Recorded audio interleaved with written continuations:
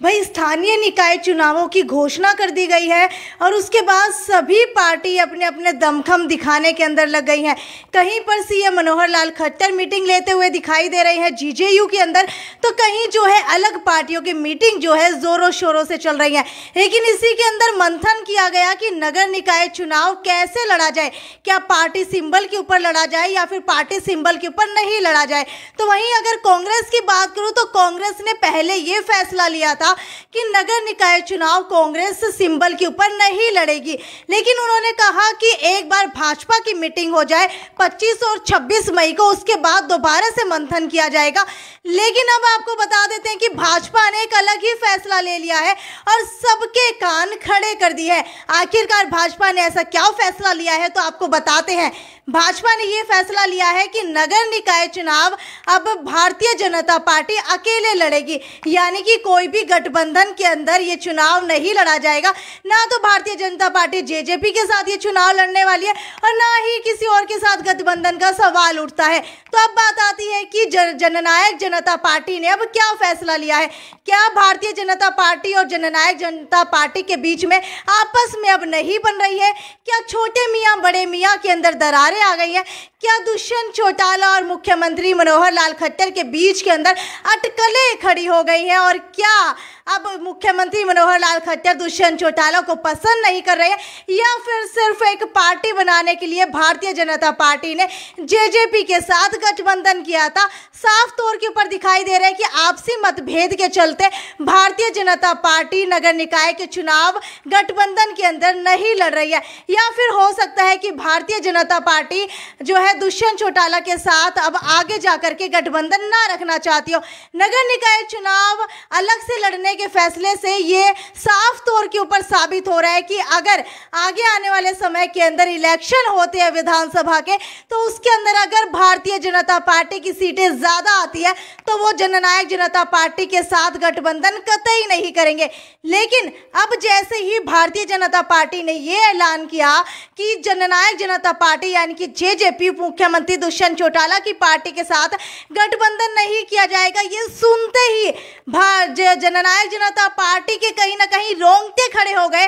उसके बाद फटाफट एक मीटिंग बुलाई गई कल यानी कि रविवार को, और उसके अंदर आपको बता देते कि प्रदेश अध्यक्ष निशांत सिंह उसके अंदर शामिल थे, सुप्रीमो जो है अजय सिंह चौटाला उसके अंदर शामिल थे, उसके साथ साथ 10 बड़े नेता भी उसके अंदर शामिल हुए। और ये फैसला लिया गया कि अगर भारतीय जनता पार्टी जेजेपी के साथ गठबंधन में नगर निकाय चुनाव नहीं लड़ रही है तो जननायक जनता पार्टी भी किसी से कम नहीं है। अब सारे के सारे 46 सीटों के ऊपर जननायक जनता पार्टी अपने खुद के कैंडिडेट उतारेगी। और यही नहीं, ये भी फैसला लिया गया कि 46 की 46 सीटों के ऊपर पार्टी सिंबल के ऊपर चुनाव लड़ेगी। जी हाँ, ये वीडियो जो है ज़्यादा से ज़्यादा शेयर करते रहिए। और आपको बता देते हैं कि इनमें से 28 नगर पालिका के चुनाव है तो वहीं 18 नगर परिषद के चुनाव है।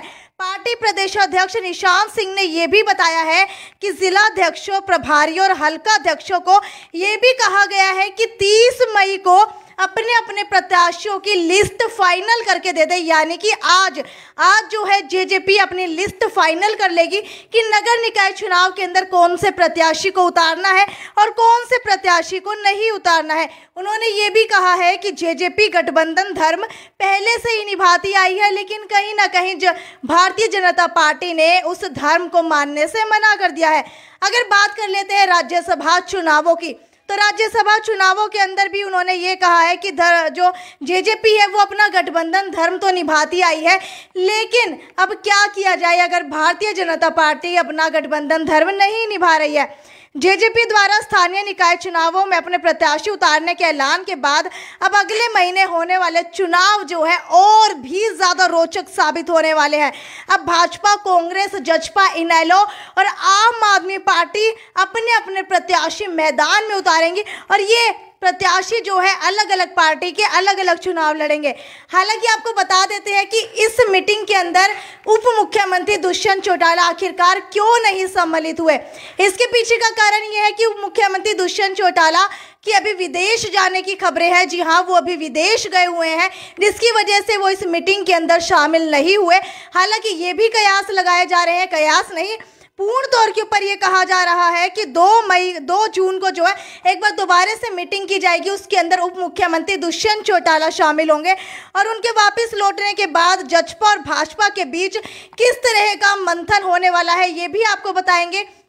ये भी हो सकता है कि उप मुख्यमंत्री दुष्यंत चौटाला बाहर चले गए जिसके बाद ये फैसला लिया गया हो। ये भी हो सकता है कि दुष्यंत चौटाला आने के बाद उप मुख्यमंत्री दुष्यंत चौटाला आने के बाद मुख्यमंत्री मनोहर लाल खट्टर से बात करें और उसके बाद कोई अलग से रणनीति बनाई जाए। हो सकता है कि निकाय चुनावों के अंदर गठबंधन ना हो लेकिन पंचायत चुनाव के अंदर गठबंधन हो सकता है। लेकिन अभी आपको बता देते हैं कि पार्टी के नेता स्थानीय निकाय और पंचायत चुनावों को लेकर 25 मई को बैठक कर चुके हैं जिसके अंदर से जजपा फिलहाल भाजपा से किसी तरह का टकराव नहीं चाह रही है और इसी कारण बार बार नेता यही कह रहे हैं हम तो गठबंधन धर्म निभा रहे हैं।